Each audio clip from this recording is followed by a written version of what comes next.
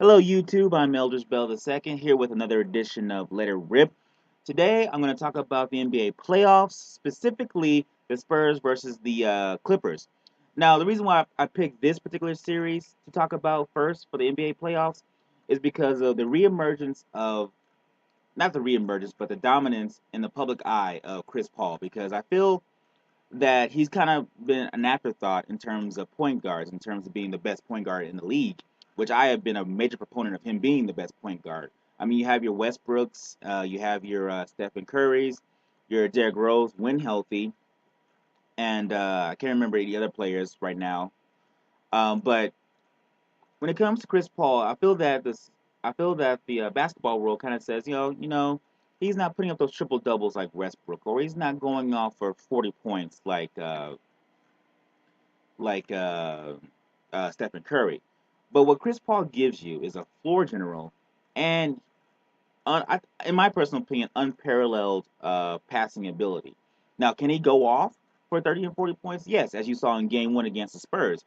And I feel that this series right now and what he is doing to the Spurs, and granted, it's all just one game, I feel that he's reaffirming himself as the best point guard in the league. Obviously, that's up for debate because of other point guard play by Westbrook and Derrick Rose and several others.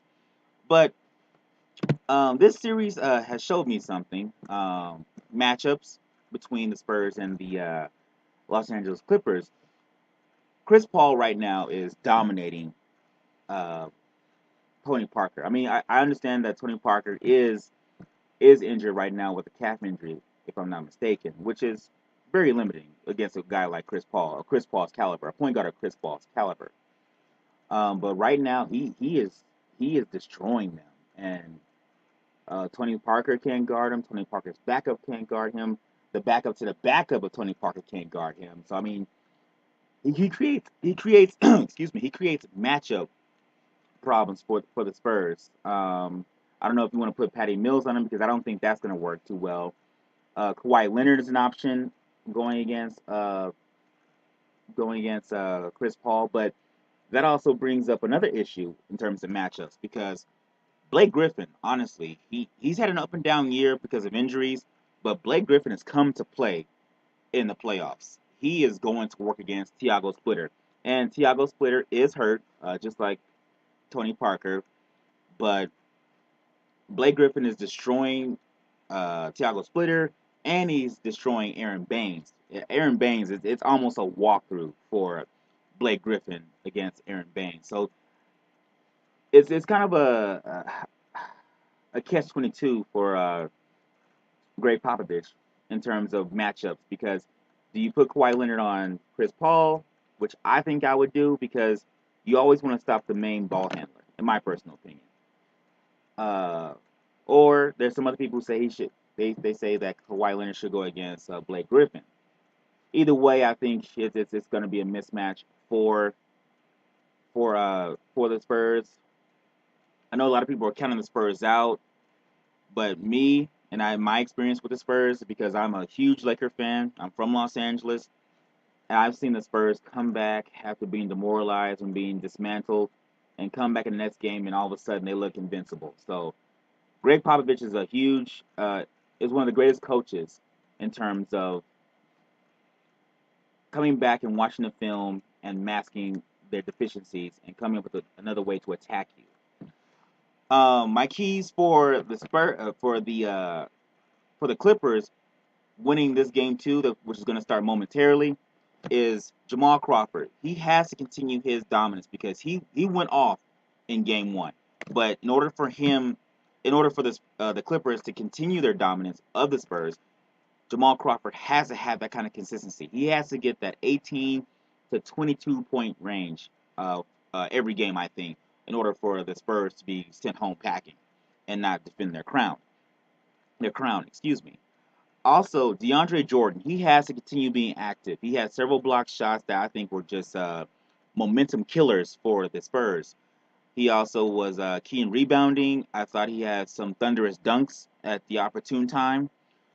Another person who I feel did not have a good game in game one, but the Clippers still won in spite of that, of his poor performance, is J.J. Redick. J.J. Redick had a bad game for game one. I think he went something 4 for 13. Yes, 4 for 13 he went in game one against the Spurs, and that is a number that has to be more like 8 for 15 because J.J. Redick allows spacing because he has a jumper that allows for more alley use because if you don't have to worry about J.J. Redick hitting his threes, then you can kind of collapse on other players.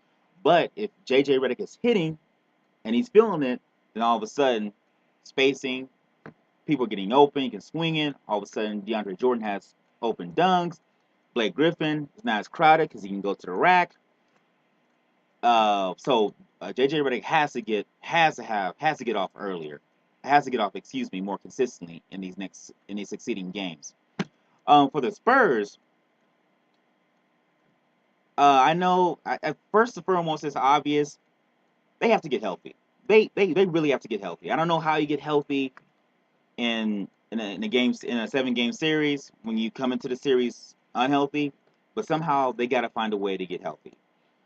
Also, Danny Green, he has he has to play extremely better because I don't know what it is. The guy is he's good at home, but somehow, with the exception of last year in the NBA Finals, he vanishes away from home. He vanishes at away games. I don't know what it is.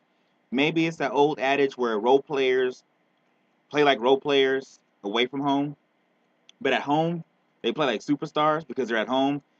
If there's anybody who fits that mold, it's Danny Green because he's lights out at home. But when he goes away, when he gets on that plane and he takes off his tearaways and he sees people booing him, for some reason, dude says, "I can't play.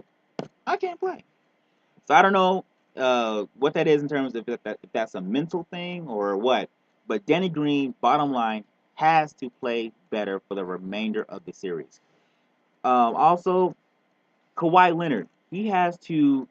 I feel that he has to assert himself more aggressively on the offensive side of the ball. They have to run more plays for him and try to create mismatches for him.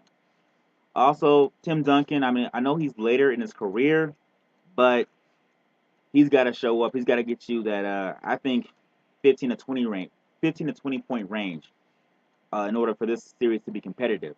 Because if they don't have those factors that I just mentioned, the Spurs might go home in 4 or 5 games, which would be a shame since they're defending champions. But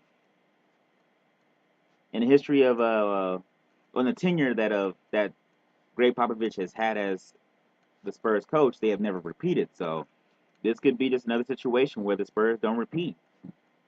But hopefully, it's a good series. I'm looking forward to watching it. The game is about to start, or actually, no, it's in the middle.